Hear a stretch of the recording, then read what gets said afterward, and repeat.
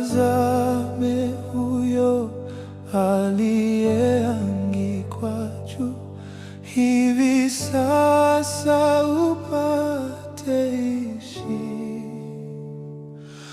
Mwenye dhambi dhaifu, mtazame tu, wala usifanye tashwishi. Tazama, haleluya, tazama,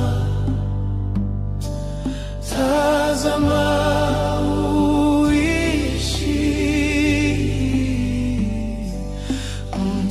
Mtazame huyo aliyeangikwa juu, hivi sasa upate ishi.